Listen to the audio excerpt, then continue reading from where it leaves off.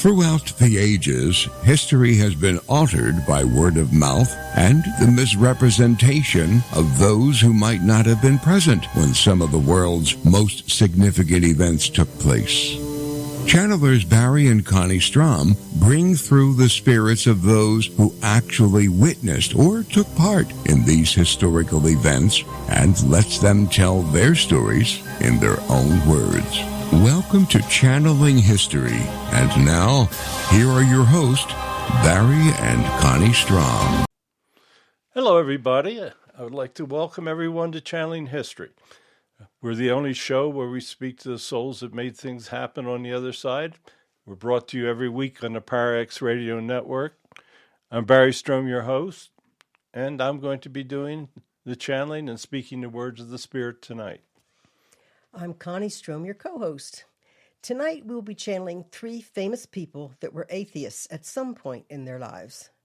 David Ben-Gurion, the first Prime Minister of Israel, famous inventor Thomas Edison, and Karl Marx, author of the Communist Manifesto.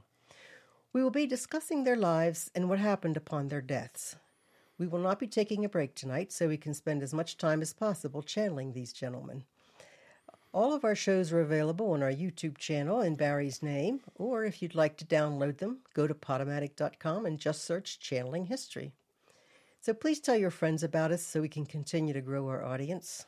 Now, we always give a small disclaimer because we have no way of knowing what our spirit guests are going to say. So the opinions or statements voiced on our show are the channeled words of the spirits and do not necessarily reflect our opinions, those of the PowerX Network, or our sponsors, should we have any. Now, when we begin our channeling tonight, Connie will ask the questions, and I'll answer the questions in the words of the spirits. But before we channel, we always say a prayer of protection. So Connie's going to say the prayer, and we're going to begin to channel with our wonderful three spirit guests. God, please grant us your wisdom and protection. Grant us the knowledge that we can handle and keep us safe from all things that will harm us. Keep the messages positive and pure love. Keep us safe from our egos. We ask these things in the light of the seen, the unseen, and the honesty of God. Okay, Connie, we got three guests, a lot of questions, and we're going to see some wonderful answers. So let's begin speaking with our first guest. Now, David Ben-Gurion was the primary national founder of the State of Israel, first Prime Minister of Israel. He became a major Zionist leader and fought for a Jewish homeland in Palestine. He described himself as an irreligious person who developed atheism in his youth and demonstrated no great sympathy for elements or tradition of Judaism. He was proud of his aversion to all forms of organized religions, yet he brought the young country of Israel and the support of American evangelicals, I can't even talk tonight, such as Billy Graham and Oral Roberts. He was an incredible leader, and it amazes me that a person with his religious beliefs could have founded such a religious country. Welcome, Mr. Ben-Gurion. Would you like to start with a message? Yes, I would. I lived in very dangerous times. I lived when the Holocaust took place. We had millions upon millions of our faith that were killed during that time. We never had a home. Moses brought the Israelites to the Promised Land, but we were never able to form our own land, our own country, our own place of safety, a place where we could be defended by our own army. I fought for that. We were successful. In 1948, we founded our country. We were immediately attacked by the Arab nations. We had to fight from the beginning to have our own country. There were things about the Jewish faith that I did not believe, but I believed in the people, and that was what was the most important thing. Did you become an atheist during your youth? Yes, I felt that God had overlooked his own people. I did not believe that such a God existed. I could see little proof. I could see nothing but suffering among my people. I felt that many of the things that were written about God were impossible. I felt that it was not in anyone's ability to prove the existence of a God. I read a lot in my youth. I studied, and I determined how I wanted to live my life. And I truly felt that it was the people that was important and not their beliefs. So, what was your opinion of the Bible? I felt that there was so much in the Bible that was not true, that made no sense. How was it possible for Adam and Eve to be the first humans and to have children, especially when they had two sons? I thought that the story of Noah was impossible. I thought the story of Jonah and the whale. There was just so much that troubled me that I truly turned away from God. What was your opinion of Judaism? I thought many of the practices of Judaism were in the same category as those that were in the Bible. The rabbis controlled the faith. In my opinion, there was not a true religion. I thought that the Jewish faith had become a foundation for people to build upon to gain wealth and power. I also felt the same as the Catholic Church. So it was not just of Judaism, but I just simply felt that organized religions were not doing the work that a God would like or would approve of. How do you reconcile your opinion of Judaism and your obsession with Zionism? Very simple. Zionism was creating a place.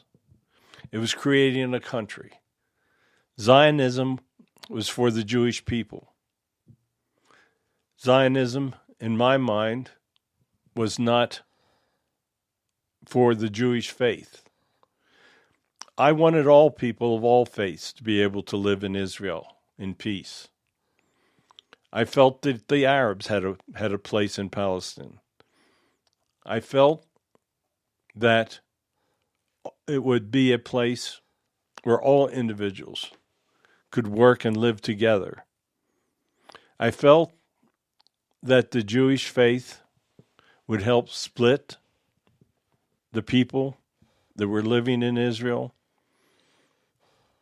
So it was, in my mind, the creation was about the people, not about the faith. What was the rule of the rabbis?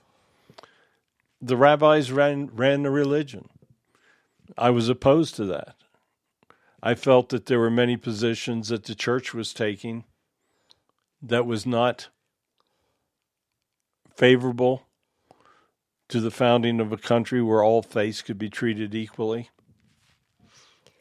Do you consider organized religions religious coercion?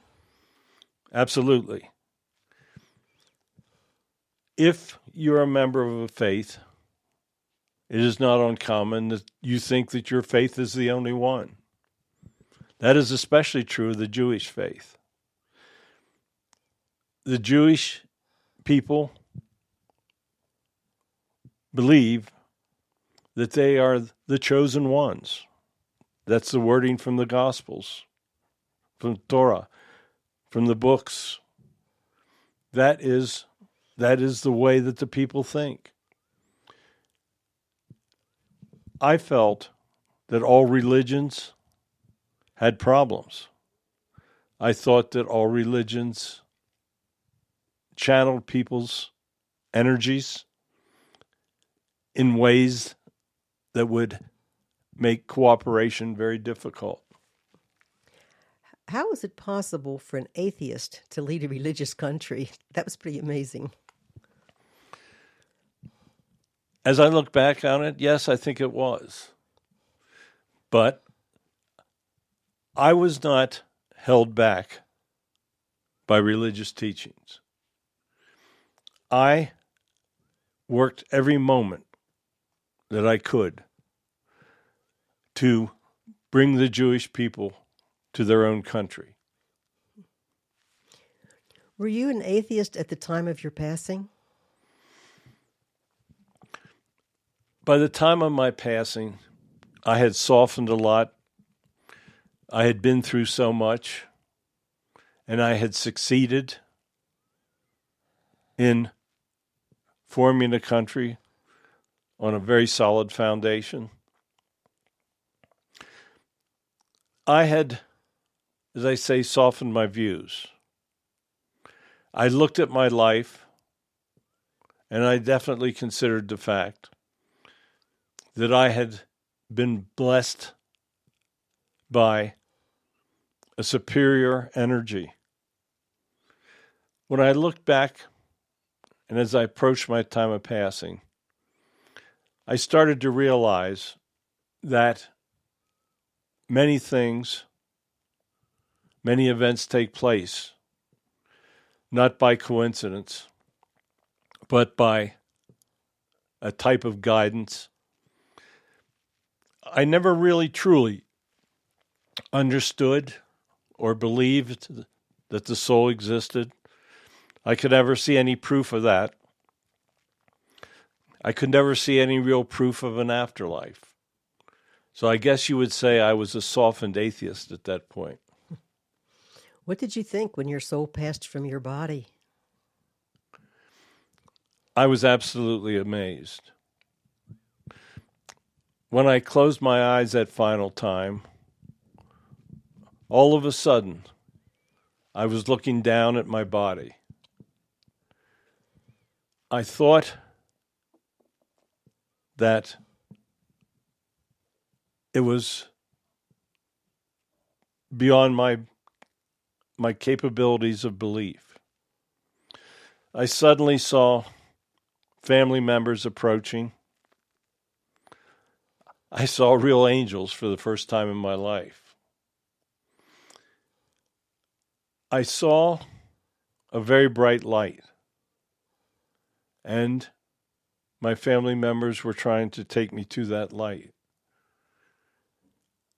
There were many things going through my mind at that time, but mostly I was just truly amazed. Is there anything else you could tell us about your time of passing? Like bright colors or something? There were bright colors around me, and my family took me to this light, and it was like we came through this entrance. All of a sudden, there was so much around me that I could not comprehend it. There were forms everywhere. There were lights, brightness. It was just indescribable. So how were you judged by your guides? Considering the fact that I had been so vocal against religions, I think that I was judged very fairly. They looked at what I had done wrong, and they said there would be a karma for certain of those actions. They said that leading individuals away from God is one of the worst things that a human can do in their life. They also said that I had succeeded in creating a homeland for millions and millions of distraught and abused individuals.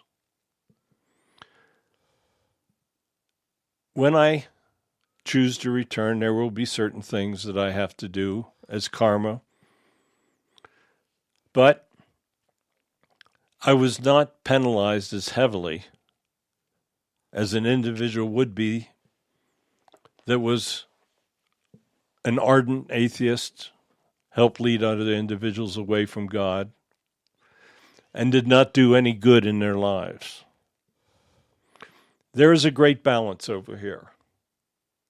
There is a balance in judgment, and there is a balance in all things. What is your level in heaven? I was allowed to stay on the 6th level. That was where I was before I returned. What would you tell anyone that's an atheist? I would tell them that they could not be more wrong. The first thing I realized when I passed was that there truly was an afterlife. There truly was another dimension, no matter how you want to describe it. You can call it heaven, paradise, whatever. But I immediately realized that many of the things that I had studied in the religious works were accurate. Many of them are very much in error, but the part about heaven is very true. Thank you so much for joining us, Mr. Ben-Gurion. Would you give a final message to our listeners, please? Yes. First of all, I would tell everyone that they need to have faith. The faith that they need is that a God truly exists. They must understand that a soul must build its foundation on faith. God is not going to prove himself in most instances. Yes, you have to understand that you are truly surrounded by miracles. Look at what takes place in your world. Look at the beauty. Look at the sky. These are all things that could not have taken place haphazardly. There may be no scientific explanation for many of the things, but the fact that you are hearing my words, the words of an original skeptic, the words of an atheist, a person that did not believe. But I'm telling you that I was wrong. I'm telling you that I made terrible decisions because of that. But I'm also telling you that if you do good, that you will be judged accordingly. So thank you for allowing me to speak tonight. I appreciate the time that you have allocated to me. We think you had a good message for people. Okay. He was an amazing individual. The more I read about him, the more I truly understood just what he accomplished. Next, we're going to speak with Thomas Edison. He's been on our show before.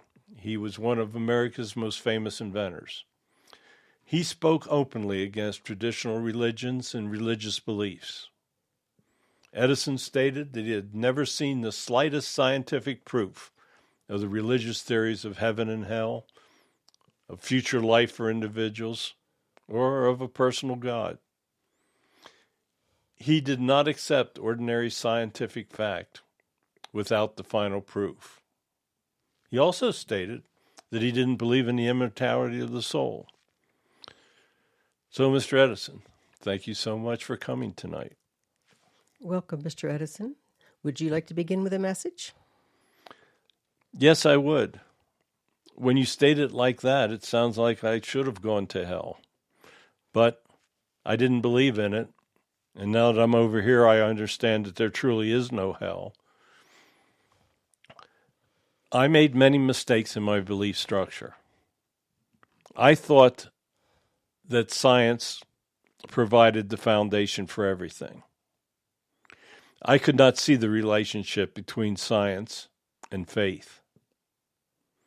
I believed in what I could touch and feel and prove. I was never given the opportunity to truly believe or see miracles. I knew there were many things that I couldn't prove. I couldn't prove how man was conceived. I couldn't prove that God existed. I couldn't prove an afterlife. People tried to convince me, and I thought that they were foolish. I was devoted to my work. I wanted to find as many patents as I could. I wanted to provide electricity for everyone.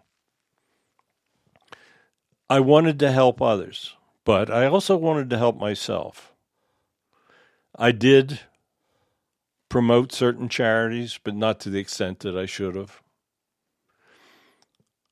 I did many things. I did many good things. My inventions helped millions of people. So, I guess there is always a balance. At one point, you stated that there is no immortality of the soul.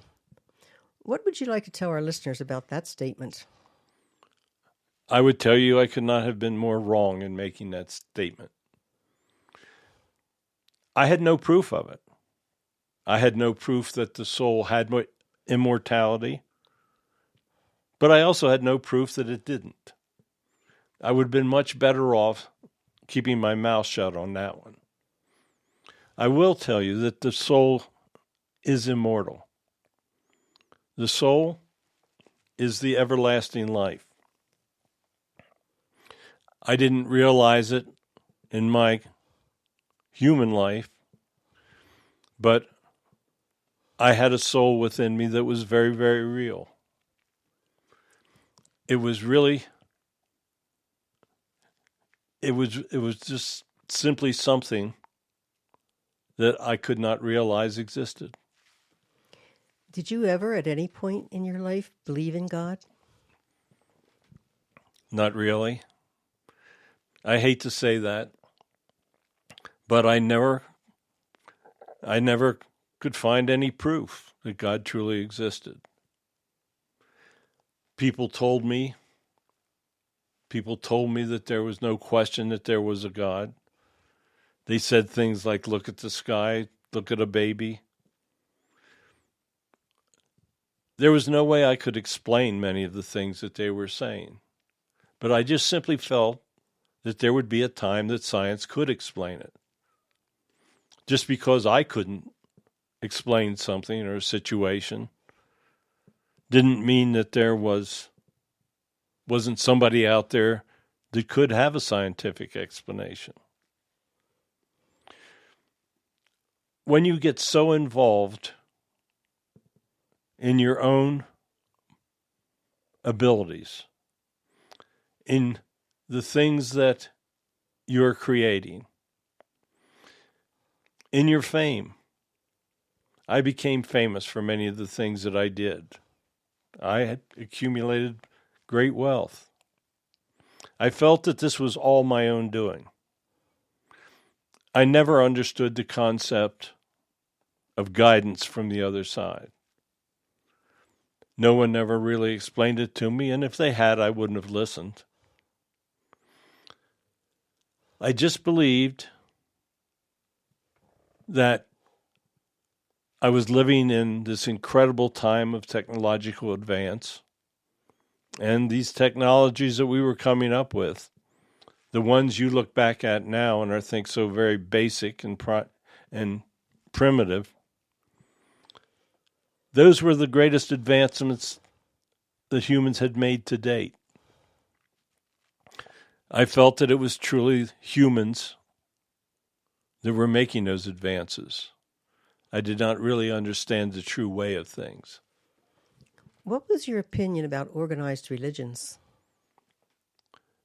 I thought that the Bible contains so many impossibilities. I felt that organized religions were misleading people. I thought that organized religions were taking advantage of people. In many instances, I was correct. But there were also many people out there that were trying their best to help others and to explain God to the best of their abilities. You see, there's no way that you can ever explain God until you get onto this side. There's no way that you ever understand the realities of heaven and the realities of the true abilities of God until you're here. I wish that I had had more of an open mind, but sadly I did not. At one point, you stated, "What you call God, I call nature, the supreme intelligence that rules the matter." Will you please explain this statement? I felt that nature had created the evolution of all that was on this planet. I felt that things had evolved. I felt that circumstances on the planet created opportunities for advancement of different species. There are people today that still worship nature, and they live good lives. They have to understand that it is God that creates nature. Nature is truly a chain in the events that control mankind. But they need to understand that it is simply God that controls nature, controls all things. All things but humans. Humans are given free will, and that free will often brings false assumptions. That is true. Do you think you lived your life according to the teachings of the supreme intelligence? No, I think I was trying to create something or a concept that I truly didn't understand. You see, once you're here, you understand that supreme intelligence is God. I tried to create a concept where nature was the supreme intelligence. As I look at it now, I understand how foolish I was. But at the time, and with the technological status of what was taking place around me, I felt that conclusion that I came to was the most reasonable. What would you tell our listeners about the structure of our galaxy? The galaxy is basically under the control of our God. I never comprehended such an incredibly immense responsibility or energy. I never understood the different dimensions that he controls. The galaxy is a creation of all the gods of the universe. But each galaxy has its own god, and that God has incredible abilities. Is there any room for faith in scientific study? Absolutely. Scientific study has many areas where people cannot comprehend or find an answer. Today, individuals believe that supercomputers can solve everything, but they cannot. there will be a time that they understand that they are only scratching the surface of understanding. I know your guests have said many times that the more you know, the more you don't know, and that is an absolute fact. As humans progress, they will see incredible inventions, concepts. Many of what you call the laws of physics or the laws of nature, you will find there are exceptions. Once humans understand the concept of multiple dimensions, multiple energies, their world will become much more like the worlds on some of the other civilized planets. Humans are in their infancy of learning. I thought in my time that humans had evolved to a great extent. When you're over here, you understand the truth of it. Why does scientific thought and technology lead people away from God? Because they think that they cannot prove God. It's that simple. Okay. Were you an atheist at the time of your passing? Sadly, I was. I wish that I had softened, but at my time of passing, I truly did not believe that a God existed. So what did you think as your soul was leaving your body? I realized that I had made the greatest mistake of my life. Suddenly, my soul was looking down at my dead body. Suddenly, things were taking place around me that were inconceivable. Suddenly, I realized that I had really made a mistake. Will you explain what you saw at the time of your passing, other than your body? Well, the first thing I did see was I looked down and saw my body. But I was also seeing family members approaching. I was seeing angels. I was seeing these brilliant colors. I didn't really know what I was seeing. But I knew that it was something that I would never have been able to prove scientifically. Yeah. How were you judged by your guides? As David had spoken earlier, they were very fair. They did say that there would be some serious karmas to pay in my next lifetime. They also acknowledged that I had helped many people with my inventions. I had made other mistakes in my life as well. I had made decisions to acquire wealth that hurt others. I did not do things to help others that I should have done. I would say that I was judged more harshly than David was. I wish that I had softened in my opinions as I had approached my time. I wish that I had had faith. You see, faith is the key to all things, as I learned over here. I had faith in my abilities. I had faith in some people that worked for me.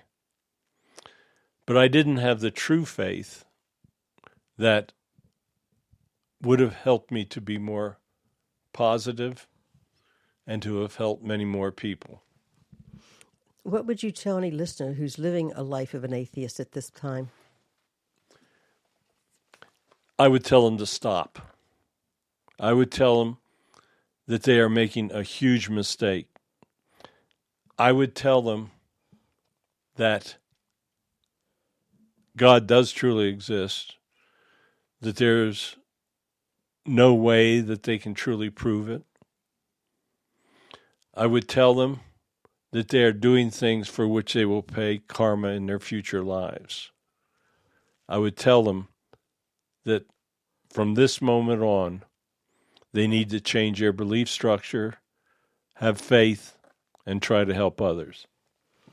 Yes, one of our listeners would like to know, and actually all of us would like to know, what realm are you in at this time? When I came back, I was in the 6th realm, but I am now in the 5th. I will have to pay the karmas before I will be allowed to advance into a higher level. I would tell anybody listening that the greatest achievement that they should try to make is to advance their lives in helping others. The realms of heaven are incredible. The upper realms are much more incredible than the lower ones. There is no comparison. I would tell the people that karma is very, very real. Okay, thank you so much for joining us this evening. Do you have a final message for our listeners? Yes, I do. I would like to make sure that everybody understands that science is not the be-all and end-all, that there are things in the dimensions around you that you absolutely cannot prove. You will find that many of the laws that you think, the laws of science, that you think are solid, that you think can have no variance, you will find that many of those laws are not what you feel they are. You will find that once you're in heaven, you will have abilities far beyond your greatest imagination. You will find that there truly is an afterlife. You will find that many aids are available to any soul, any human soul. All you have to do is ask for guidance and it will be provided. You need to know that technology can lead you astray. You need to know that the arrogance of individuals teaching high technologies that assume they know so much, you will find that those people will happily lead you astray. The true path is a simple path. The true path to advancing over here, and you truly want to advance. You do not want to be judged harshly, and you do not want to send back. I can tell you what that is like, and I can assure you that in spite of all the good I did, all of the speaking against God and trying to guide others away from them, offset much of the good that I tried to do. There's nothing more important in your life than having faith in God. Sadly, you will have to die to really understand that. So thank you for having me back. I always enjoy being able to speak. I made mistakes in my life, but I did a lot of good. Had I not done a lot of good, my judgment would have been much more harsh. Just go out and help others. Don't do anything to anyone that you wouldn't have done unto you. That's how simple it is. So thank you for listening, and I appreciate this opportunity. Thank you. Okay, my next guest is going to be incredibly interesting. It's Karl Marx. He was a 19th century German philosopher, the primary theorist of Marxism, and the author of the Communist Manifesto. Now, keep in mind, he was a writer and a philosopher. So even though his writings did have a tough influence on others, he did things wrong. He was made available to us. The individuals such as Mao and Stalin, they will never be made available to us for the evils that they did. Marx described religion as the opium of the people. He stated that the abolition of religion as the illusionary happiness of the people is the demand for their real happiness. Following his teachings, as I said, Lenin, Mao Zedong implemented rules introducing state atheism. So, Mr. Marx, thank you for joining us. Yes, thank you, Mr. Marx. Would you like to begin with a message? Yes. I lived a truly misguided life. I was an intellectual. I considered my intellectual abilities beyond those of the masses. I felt that I was superior. I also lived in a very difficult time. Russia, Germany, they were the great powers of the time, Britain. There were always wars taking place. And there were all of these monarchs that had incredible wealth.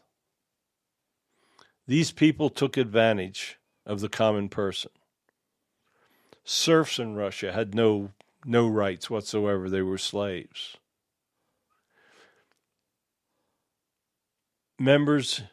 People in India were members of the caste system. They had no chance. I felt that if everyone was given an equality, that there would be an end to suffering. I felt that if there was a great equality, that it would be so much better for the common people of the world. I had this dream, and it is what I preached, it is what I spoke of, it is what I wrote of. Many people read my works and believed that I had a point, that my ideas would really help. Sadly, human nature thought otherwise. What was religion like in the middle of the 19th century? The churches pretty much commanded what would take place in the religions. The churches lied to the people. The churches gained their wealth from the people. The churches did not give the truth. They were no different than political organizations. Many of the churches were indeed tools of the monarchies. Religion was something people turned to try to find happiness, but it often brought them more grief. So how did the ruling class go about using religion? The religions basically made the individuals slaves. They told them if they did not rely upon the church that they would never go to heaven and that they would go to hell. The governments controlled the religions, and it was a vicious circle. So what was your opinion of organized religions? Did you think they had any good qualities? Basically, I didn't. I thought that they provided false information for the people and brought great unhappiness to them. Did you believe in God? I did not believe in God. I did not feel that there could be a God that would allow such religious actions. Okay. As you watched from the other side, what did you think of Lenin and Mao introducing the state of atheism? Well, once I arrived on the other side, I realized how much of an error I had made in my belief structure. Once I was over here, I was sickened by what Lenin and Mao tried to do. Stalin. They killed millions and millions of people. They took away everything and gave nothing. They misled the people. What they did was not my concept. It was not the true communist structure. They learned how to take my teachings and use them to their advantage. But no, at that point, I was sickened by what they did. Okay, you once stated, man makes religion, religion does not make man. Will you explain this statement? I felt that man took the inaccuracies of the Gospels and the early writings, made up a document called the Bible, and used it to their advantage. I felt that man made the structure that religions was built upon. I felt that there was no proof that Jesus even existed. I felt that religion built a dependence upon religious structure, and that religion did more damage than they did good. And is that what brought you to say religion is the heart of a heartless world? As I said, I lived in terrible times. Wars, famine, many things were taking place. I felt that it was a heartless world. I felt that it was a place that no God would ever allow. I did not understand at the time the great knowledge that God had or what his plan was. I did not simply believe that all of the suffering that was taking place, all of the power that was given to a few, all of the poverty that was taking place, I did not see how that could ever be part of a grand concept of a loving God. Yes, I think a lot of people thought about that. What do you think of what is taking place in communist nations at the current time? It is not my true concept of communism. They are basically monarchies. There are individuals that are controlling them. The people are not being treated equally. I do not think that they are structures, governmental structures, that can exist far into the future. My belief is that they will self-destruct because once people understand freedom, once they understand that each person is an individual, that all men are created equally, I think that it will undermine the governmental structures of the communist countries. What did you think when your soul was passing from your body? I couldn't believe it. I was truly ready for the end, for a darkness, for a nothing, a nothingness. When my soul passed, as the others spoke, I could look down. I could see my family members. I could see many things. I could see angels that came for me, and the angels took me directly to my guides so that they could explain what was taking place. Okay, so how were you judged by your guides? I was judged accordingly. Had I believed in God, I would not have created karmas. Many people many intellectuals had come up with concepts that were inaccurate. I was judged because of my belief structure. I was given some positive points, I guess, because I was trying to come up with a structure that would help the poor of the earth, that would help the people that were being abused. Sadly, my concept was not correct. Human nature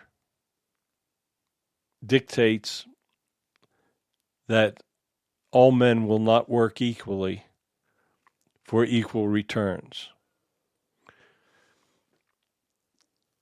I have karmas to pay, and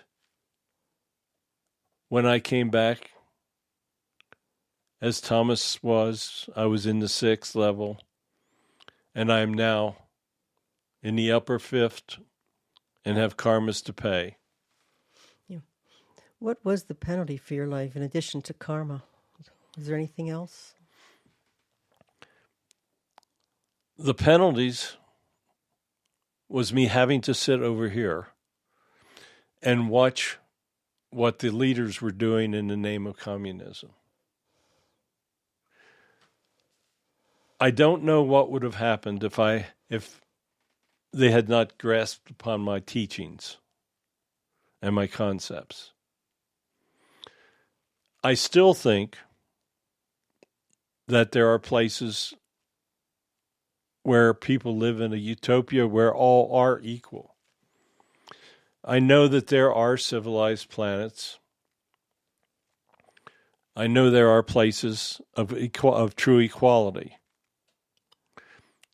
I would not call it the communism of which I spoke, but I do believe that under certain circumstances, there is a possibility of equality. Jesus spoke of equality. He never spoke of the communism concept that I came up with, but he treated everybody equally. He treated everyone the same, with love, with understanding. He told everyone of this wonderful place of equality in heaven. I guess some would say that maybe Jesus was a communist, but he wasn't. You see, equality is a very, very difficult concept. Not everyone wants to be equal with everyone else. Not everyone has the same mental capacities, the same desires, the same emotions. Everyone is truly an individual. People have got to learn that if you oppose God, speak against him, there are definite penalties for those actions. Those penalties are karma. Those penalties are your position in the realms of heaven. So I have paid the penalty for not believing. It could have been much worse, but all in all, I feel that I was treated very fairly. Okay, thank you so much for joining us this evening. You had a pretty good final message there, but would you like to add something to that? Yes, I would. I've never had the opportunity to speak since dying. So this is my first chance. I would like everyone to understand that what I felt was the utopian answer is a total failure. There is no way that a communist equality can truly work. I would hope that all individuals and humans would work to a structure of majority rule. Now, it cannot be a complete type of majority rule. There have to be arbitrators, elected officials. Government has got to be run by people that understand good, that understand what they need to do, and need to understand what people truly need to advance. The equality of which I conceived always led to dominance of the few. The people capable of leadership need to come forward and understand that all men truly are equal. So I thank you for allowing me to speak today. I hope that when you think of my name in the future, it will not be thought of as negatively as it has been. Thank you. Thank you, sir. Okay, guys. Next week is the beginning of Holy Week. We're going to channel individuals involved with the crucifixion of Jesus. Our guests are going to be Judas, Pontius Pilate, and Mary Magdalene, who was present at the crucifixion. This is going to be a special show, so tell your friends about it. You can submit questions or suggestions for future shows through our email, channelinghistoryonparax@gmail.com. That's channelinghistoryonparax@gmail.com. My 8th book, Messages of God for a Modern World, is now available on Amazon, softcover, ebook. There's even a Spanish edition of this. Tell your friends that speak Spanish about it. It's a wonderful book, has 60 channeled messages from our Wednesday podcast, A Weekly Message from Jesus, available on Kindle for immediate download. Signed copies only available on my website, barrystrohm.com. All of our shows are available on our YouTube channel. It's in my name, Barry Strohm, or if you want to download them, go to podomatic.com. I'd like to thank you all for joining us this evening. I hope you all have a wonderful week ahead, and God bless every one of you. I hope you enjoyed our show tonight as well. I thought it was quite special. Where else do you get to hear from 3 famous atheists that avoided going into the lower levels? And our guides were especially cooperative in allowing us to speak with them. Next week, it's going to be an incredible show. Make sure you tell everybody that you know, because we have never channeled publicly with Pontius Pilate before. You're going to hear a little bit different story about what he actually did and tried to do. So anyway, thank you for listening. Please join us Sundays at 9 p.m. Eastern Time on the ParaX Radio Network. Thanks for listening to Channeling History. Tune in again next week for another electrifying episode, as we never know who will make an appearance or who will come through the portal. Any rebroadcast or other use of this program without explicit permission is strictly prohibited. Copyright 2020. Our Story Begins by Kevin MacLeod, licensed through Incompetech.com.